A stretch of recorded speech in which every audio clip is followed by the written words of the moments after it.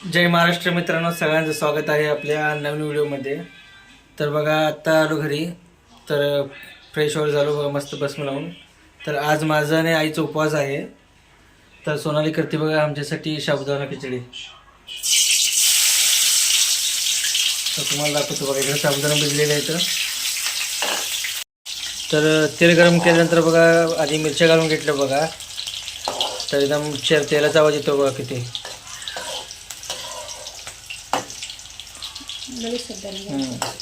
बटाटे नाही घालायचं. हां, तर आपल्याला बटाटे घालायचे नाही देतं. तर नुसतं साबुदाणा घालून घ्यायचं बघा.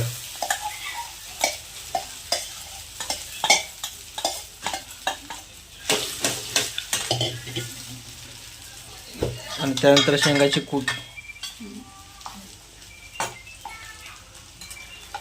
तर साबुदाणा करायची रेसिपी खूप सोपी आहे बरं का, सर्वात सोपी. फक्त साबुदाणा भिजायला वेळ लागते. तर असं मस्तपैकी हलवून घ्यायचं बघा.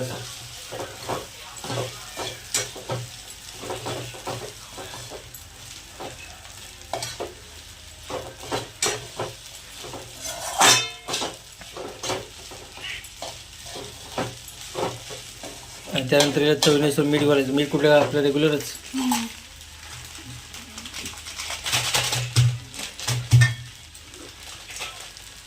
जसं साबुदाणा गरम होतं बघा, तसं कलर बदलते साबुदाण्याचा वापरून.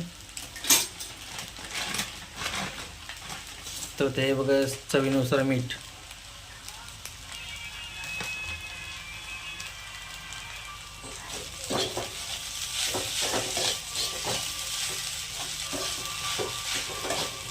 मग मीठ एकत्र, सगळं मीठ एकत्र काय मिक्स, एकत्र मिक्स. साखर थोडी साखर टाकायचं.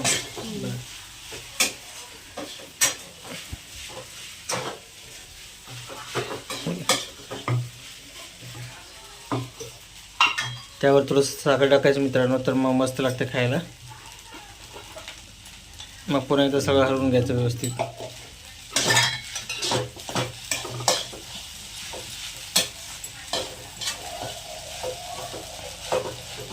आता पूर्ण साबुदाण्याचा रंग बदलला बघा. तर अजून वापरणं अजून चांगलं कलर बदलतं पूर्ण.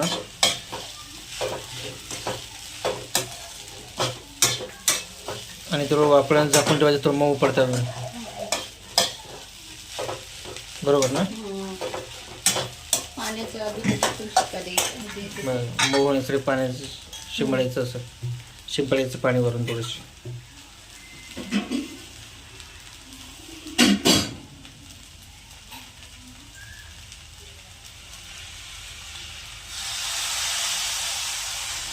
तर मित्रांनो, साबुदाणा मऊ होण्यासाठी कोणाला हे असं पाणी शिंपडायचं माहिती आहे का नाही, मी सांगा कमेंट करून.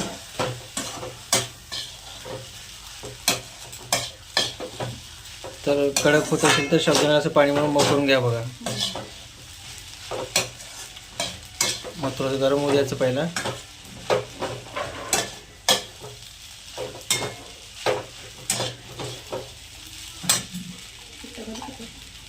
काय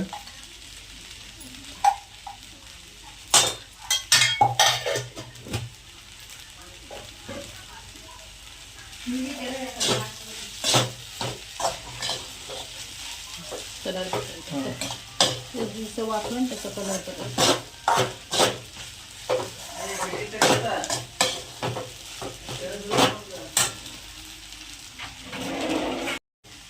तर अशा प्रकारे बघा आपले झाले साबुदाणा खिचडी तयार. तर त्याला 5 मिनिट वापरू द्यायचं. पूर्ण झाकायचं घ्यायला. प्लेट निघणार नाही. तर बघा मस्तपैकी साबुदाणा तयार झाला आहे. तर या सगळेजण साबुदाणा खायला. तर आता साबुदाणा खिचडी खाऊन बघतो मित्रांनो कसं झालं आहे बघू.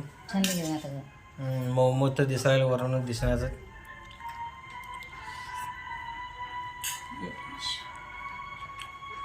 गरम आहे पण बेस्ट झालं. व्हिडिओ आवडला तर लाईक शेअर सबस्क्राईब नक्की करा. आणि पुन्हा भेटू नवीन व्हिडिओमध्ये. तोपर्यंत बाय बाय.